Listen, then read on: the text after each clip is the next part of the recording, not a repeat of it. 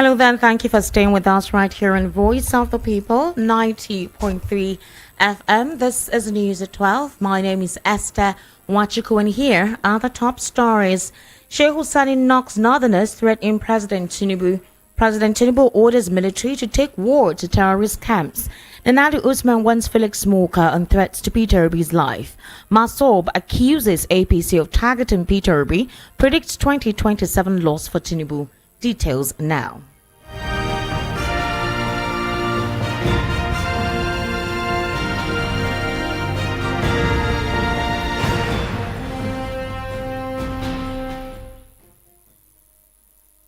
Thank you for staying with us. Begin the world news from the foreign scene, where a mandatory evacuation order has been issued in the Hollywood Hills following the spread of the wildfires raging across Los Angeles, with the fire chief disclosing that the blaze is rapidly expanding.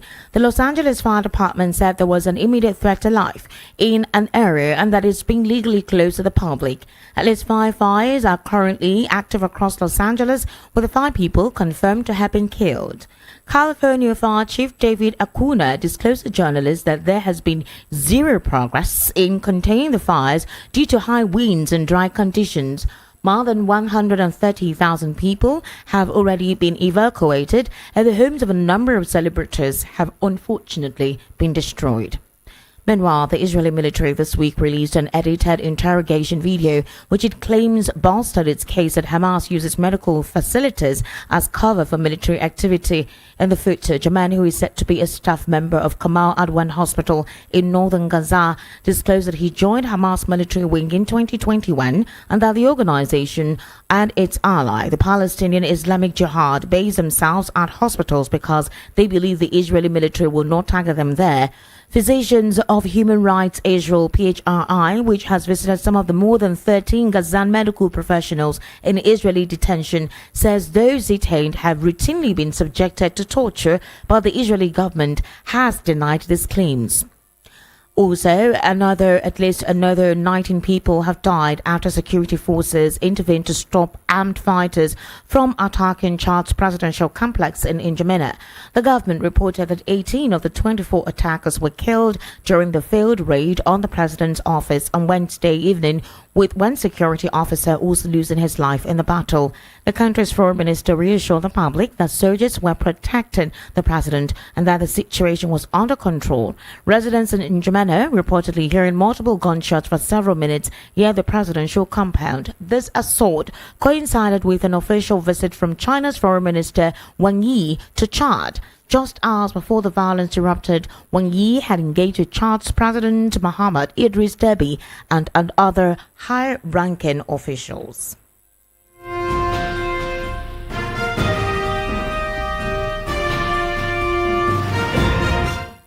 While on the home front, a chieftain of the People's Democratic Party, Senator Sheikh Hussaini, has knocked top politicians in the north, threatening to use the controversial tax reform bills against President Bola Ahmed Tinubu's re-election in 2027. In an interview, Hussaini, a former lawmaker, asked the north to reorganize itself and see how the northerners who are in Asiwaju's government can contribute to its development. He pointed out that President Tinubu has key institutions in his administration to northerners. Also, he pointed out that northerners refused to voice out under the administration of former President Muhammadu Buhari, despite many failures. According to Sani, northern elites refused to say to Buhari that they voted for him, but he failed. The former lawmaker said Buhari appointed northerners into offices and they did not serve the interests of the north. Now, President Bola Ahmed Tinubu has consoled the Nigerian army over the loss of some soldiers during attacks on its base in Damboa, Borno State. VP News gathered that the Islamic State of West Africa province terrorists launched a devastating attack on Saturday on a forward operating base of the army in Sabungida, Damboa, leading to the death of 6 soldiers. Official reports indicate, however, unofficially, it could be more than 6. In a statement from his special advisor on information and strategy, Bayo Onanuga, the president also consoled the families of the fallen soldiers who sacrificed in defending the nation and would forever be honored and remembered.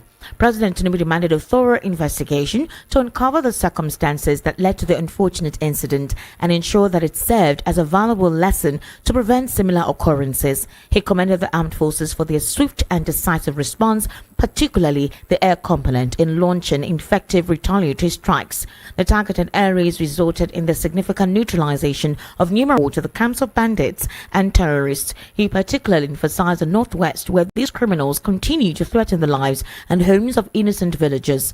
Nigeria's leader further appealed to Nigerians and the media to support the military's efforts to restore peace and security in our beloved nation. Now, the chairperson of the Labour Party Caretaker Committee, Senator Nanadi Usman, has disclosed to Felix Smoker that he'll be held accountable for any harm that may happen to Peter Obi or his associates. Senator Usman said the threat of the party's former presidential candidate by the National Publicity Secretary of the All Progressives Congress would not be taken lightly. Recall that Peter Obi denied his reported arrest at his own and that he is at his Onitsha home in Anambra State. However, Nanadi Usman maintained that despite denial, Marcus' words last Saturday posed a direct threat to Obi's life and was an affront to the principles of democracy.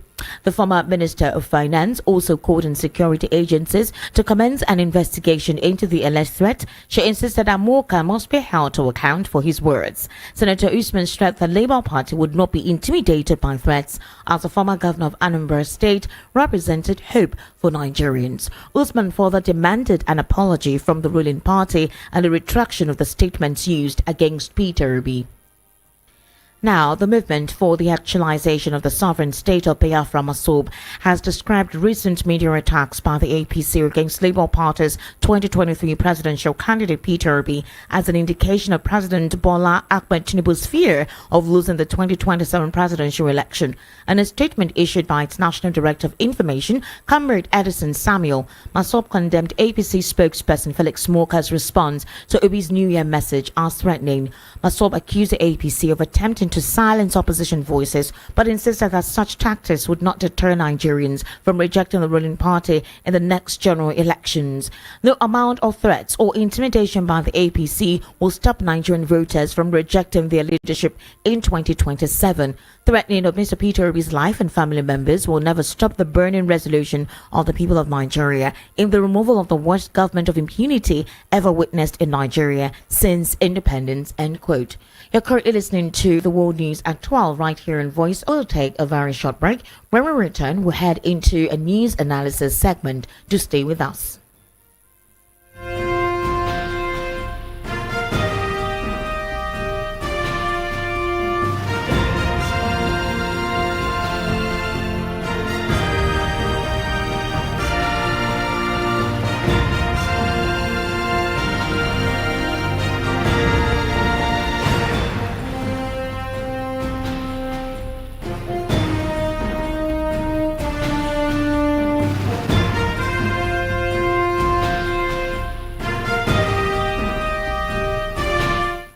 All right, welcome to our news analysis segment, and obviously I have Ike Johnson right here with me in the studio for us to look into some of these issues I read out on the World News. That says, welcome to the World News, Ike. Thank you for having me, Esther. How are you? Happy New Year. Happy New Year. It's the first time I'm having you on the World News as in for the New Year. True, and we're heading towards the weekend. Okay. So I'm actually winding down. And we still have one more weekday. So for us to head on into the weekend, so we're still within the work mode. Thursday for me. The weekend starts on Thursday for me. Okay, fine. Let's head on to the crux of the matter. For the past 4 or 5 days right now, the whole situation with Peter Obi has been ongoing in every media forums. But the situation here is this. Why attack the personality and not address the issues raised in that press conference? Felix Smoker he's an APC spokesperson, came on a Monitor television program, categorically said that Peter Obi reels out a lot of words that are not circumstantial, literally said that he has crossed the line and stated that whatever he actually has coming for him, he deserves it. Now, according to him, when he returned on that same platform to explain further, he said he has crossed the line of truth. We don't understand what the line of truth is. Is the line of truth from what Peter Obi said, or the line of truth of what the APC represents, which in the large scale of things, he did not really say anything particularly as to what the APC believes to be truth to what development, truth to economic revitalization due to the stabilization of the naira, truth to the stoppage of importation, truth to availability of food in the market? Is it truth to employment opportunities? So which of the truth is Felix Moka referring to? And in that particular instance, without properly clarifying, why do they always have a means of responding with toxic rhetorics rather than addressing factually to the issues? So I'll tell you what, right? A clear conscience fears no accusation. Okay. You know, Peter B is that man who rose to stardom politically in a way no one can actually explain. Now, I think Nigerian's political revolution started with him because we're still heading somewhere. And ever since he got to this level, he's been a threat. When you say Nigeria's political revolution, what demography precisely? Demography? What do you mean demography? What range of the population would you say he capitalized on? I'll tell you for free, right? He capitalized every single demography. Now, I'll tell you why it seems like it's just the youth or a sectional part of the country. It's because the young people. I think about 5 years ago, statistics proves that we have about 40 million persons on social media. So that 40 million persons are about 80% of them are youth. So you want to say, okay, yes, youth, but I'll tell literate. But I'll tell you for free, right? That even people who are not, mobile. When I talk about mobile, I'm talking about Android phone or iOS and all of that.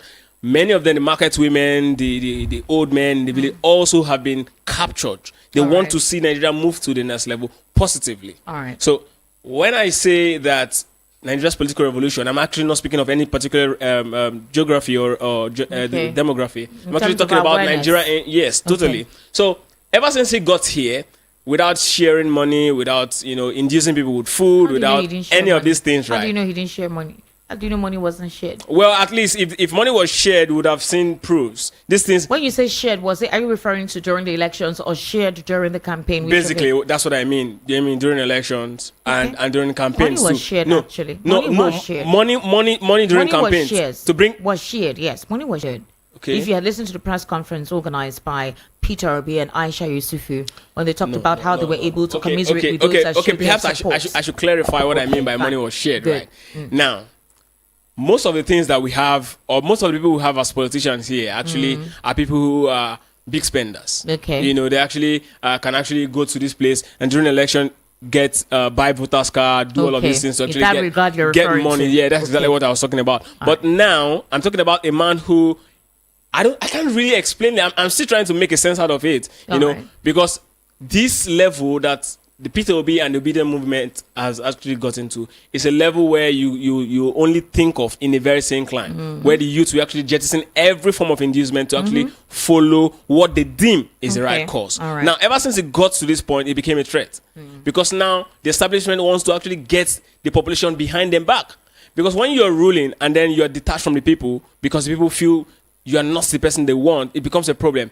The next person they have to attack is that person who they see as an opposition, who they feel the people want more. And that's why people will make a statement and it becomes a problem. Atiku will make a statement and they'll just brush over it. All right, it's quite, would I say, a little bit surprising that Omoyele Sowore has not responded to this entire audio. We have quite a lot of politicians who have responded. Atiku Abubakar has, at least the opposition actually.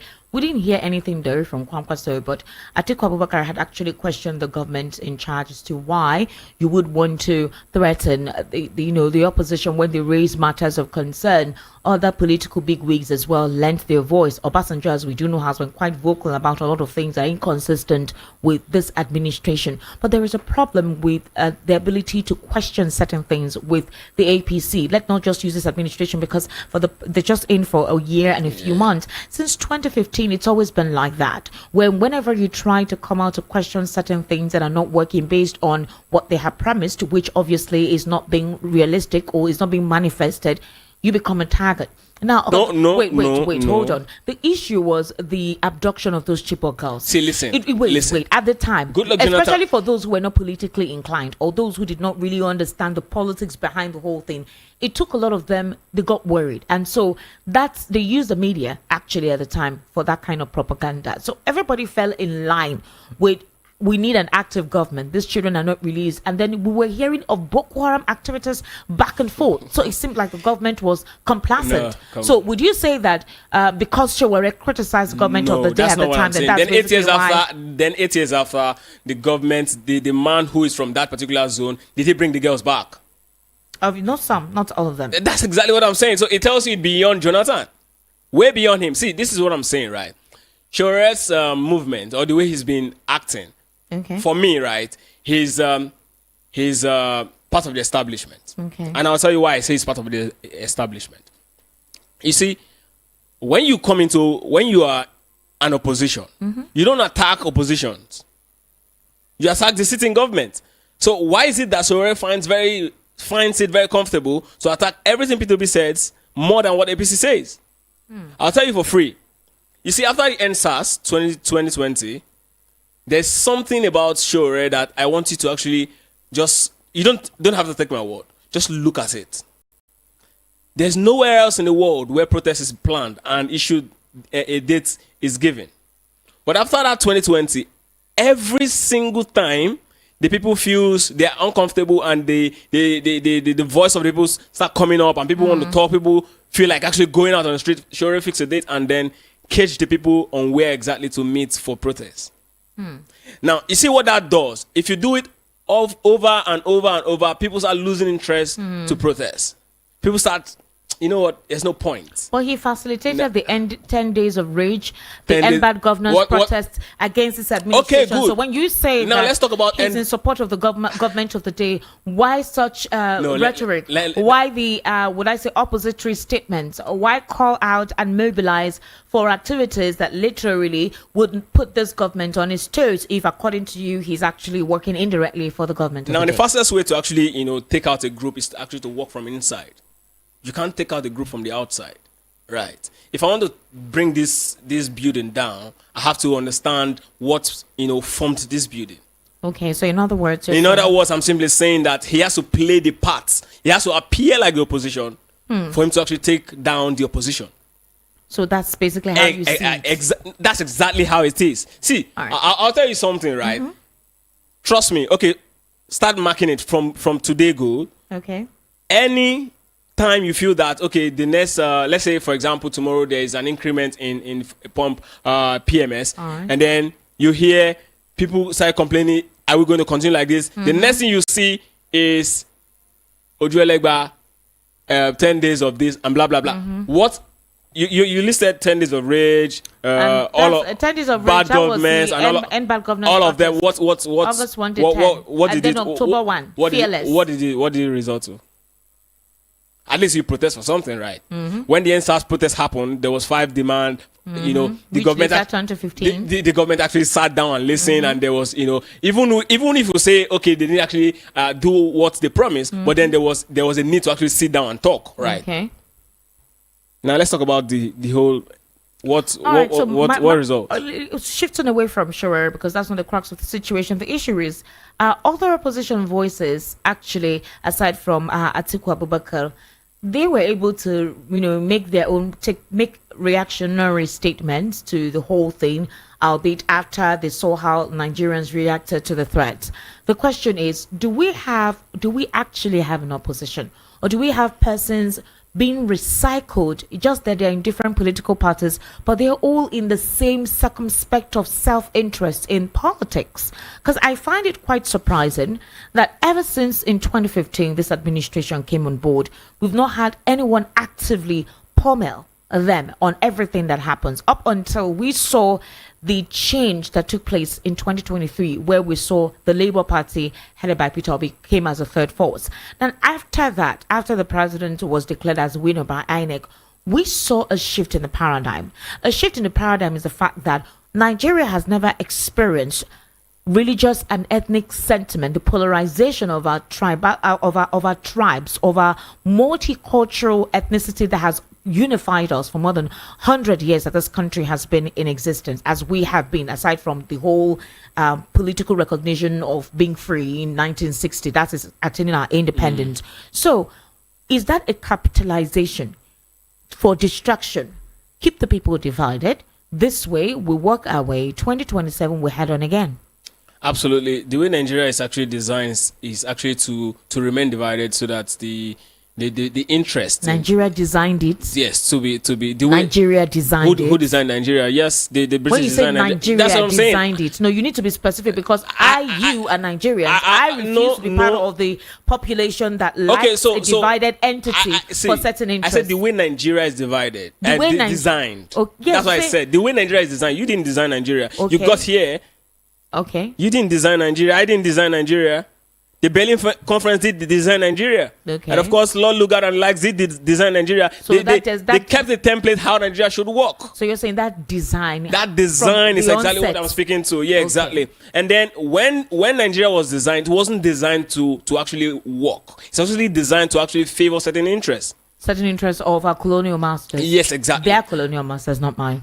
Okay. So then, right, when it was designed, it was created. Let me not go too far. Let me come back to 99, right? Nigeria today, we got Nigeria at a gunpoint. The military actually gave us our democracy and our constitution. And of course, every country that must move forward must have the people's constitution. We don't have the people's constitution. We have the military constitution.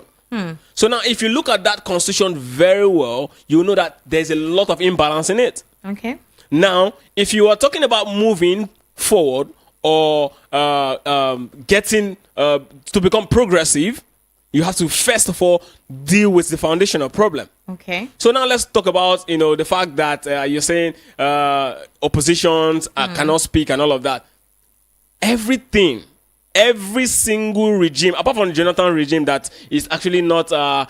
Jonathan was not actually part of the military era. I mean, this president was actually part of the military era, even though not as an administrator. Okay. But of course, he was very close to the power, to the power that be at the point. So he understood how they actually, hold on to power, how they actually use power, and that's exactly what he's doing. There's actually no difference with the way Abacha and the late Abacha and Babangida actually, dealt with opposition, and the way this present administration is actually doing. The only difference is that this is democracy, so his hands a little bit tied to exactly how he's going to approach people. All right. Right. That's exactly what we are saying at this point. Right. So I don't know why a lot of persons are surprised that we're actually having a Nigeria of today the way it is at this point. If we want to have a country that would move from what we have today to what we see outside, something preferably optimal. We have to actually deal with the foundational problem. All right, Ike, the Imo State Command, the Police Command, has expressed its determination to unravel the circumstances surrounding the killing of no fewer than 18 persons in coordinated attacks by gunmen in several communities and also local government area of Imo State. Now, on Wednesday, killings occurred in Umukabea, Eziawa, Ihitenasa, Umuhu, Amoku, and Amebe, all communities within also local government area, just on Sunday. Apparently, former chairman of the Nigerian Human Rights Commission, Professor Ceded Odenkalu, who hails from that particular community, had drawn attention to the incident via his X handle on Monday, a day after the incident occurred. According to Odinkalu, he's saying that last night across several communities in also local government of area Imo State, southeast Nigeria, including Amebu, Awodemili, Eziawa, Umuho, Kabia, interim casualty count at the moment was 23, but it looks like it could be higher, and that for obvious reasons he's unable to share images from the scenes of the remains of affected persons on his platform. Now, the police public relations officer DSP Henry Okoye confirmed the incident to correspondents. According to what I read, these individuals in Osu, obviously were with the Yuletide season / New Year, a lot of Southeasterners like to go home. They went to a particular area to have their drinks, and everywhere seemed to be okay. All of a sudden, some unknown persons came with machete and macheted this man just like that, no reasons given. So it was a bloodbath. And it's quite unfortunate because we thought that since Simon Ekpa now is within the Finnish custody, that in those areas that were the hotbed of such carnage taking place at the time, that we will see a resolve, or that's a better peace, being infused in those areas. So who would we say are those responsible for this, since Simon Ekpa is obviously not in, is still in custody and incommunicado? See, I'll tell you something about Imo State, right? Okay. Every state in Nigeria is very peculiar, and Imo State is, a shining light. Okay. And there's something very interesting about Imo State that a lot of persons have actually not sat down to look into properly. Right. Now, Imo State today has a very huge deposit of gas. Concentration of gas there is amazing. I think in the world today, closely behind Russia. Okay. Right. And Russia, powers about 70% of the entire Europe. So Nigeria has a deal with France, and of course, there's this issue to lay pipe from Nigeria down to Europe through Niger. All right. And then remember the issue of Tiani, why he's talking about Nigeria is actually collaborating and all of that. Now Nigeria has denied. So they don't have any French base there. One of the biggest reason why France is particular about Niger. I mean, they could happen across so many countries in Africa, right? Yeah. But there's something about Niger that's peculiar because Niger is actually at the point, the middle. The coup started from the flank till Niger, right? When it got to Niger, it became checkmate for France and the Europeans. Okay. Now that pipe was supposed to pass through Niger, and now Niger has been taken over. They've decided to not have any French influence anymore. Take your mind back. If you just do research, maybe after now, you see that the issue of Imo State and how Uzodinma became governor, in spite of coming forth, right? There's a system in place. I don't know who is designing or who is working behind the scene to make this happen like that. But the system in place, there's a particular interest in Imo State. Okay. To actually move that pipe down to, of course, you remember the President Bola met during the campaign. He was talking. You can get it, clips everywhere. He was saying, we will power gas. All right. Okay, so these are not my words. You said there's something peculiar about the gas. That there's a certain reason. The gas, as he's saying, to transport it from that region through to Niger. The pipe is going to pass through Niger down to Europe. Okay, so the question is how $30 billion was what I'm saying is how does Imo State how does it, what role do they play? Now this is when you want to do stuff like that, most times what happens in underdeveloped countries like we are in third world countries is that they start killing people around that region. You see insecurity. It happens virtually everywhere there's natural resources. Wait, I want to understand something. I asked you about the killings because Simon Ekpa right now is in the finished custody. Simon Ekpa is just at the time, I recall right here when he was arrested, everyone seems to be happy. The chief of defense staff came out to say, oh yes, this is what we're looking for, that the insecurity in the south is to be reduced, right? That he's the one sponsoring all the killings and everything there and asking those guys to do or whatnot. Now this has happened, and I asked her, I said, why do we still have this continuing? Hope Uzodinma, this is his second tenure. He has won the elections. What other thing does he need? Is there any other election coming up? What could lead to these killings? What do they actually want? And then you said the thing peculiar there is about gas, and then you talked about Niger resources. And that resources. Okay, well, it's always like that. But precisely every of the resources belongs to the federal government. Absolutely. Right now. So how are you connecting fronts with Imo State and the gas line pipe and everything? I'll tell you for free, right? I mean, the government is the chief security officer of every state. Okay. So if insecurity continues to happen over time, and the government is doing absolutely nothing, or we are not seeing what the government is doing, it means that either the government is interested in something in that particular area, or there's something the government is not telling us. What I'm trying to get back is when you try to describe the gas pipeline, Niger and France, I want to understand what is the connection. How does the border in Imo State? How is it? Wait. How are they going to pass the pipe from Imo to Niger, or if not no longer through Niger? How are they going to? Have you seen Nigerian map? Have you seen the map of Nigeria? Just explain to me. That's what I'm saying. Okay, see, this is the map of Nigeria, right? Okay. The Imo State is somewhere around, the base, right? Okay. The base. And then the pipe goes up north, get through the borders of Maradi and, and that's how it goes. Okay, I'm still not convinced with this explanation that you gave as to how I know that obviously natural resource could be a so are you saying the federal government obviously are you saying it's possible? I'm just trying to understand how you're relating the certain interests in Imo State to gas and how it has to do with France or Niger and what I'm saying is this, right? There's a huge gas deposit in Niger. So are you I'm sorry, in Imo State, right? Now people can actually go destabilize a particular area for their resources. Yes, this happens everywhere in the world. And then the government, Nigerian government, is interested in, actually doing business, with Europe with our gas. All right, Ike, we've actually run out of time. We have another program coming up. Thank you so much for giving us your insight into some of those questions posed at you. Although I'm not convinced with some of the explanations you gave, specifically with that of Imo State, but on the conspiracy theory that you raised up here. All right, thank you so much. All right. Okay.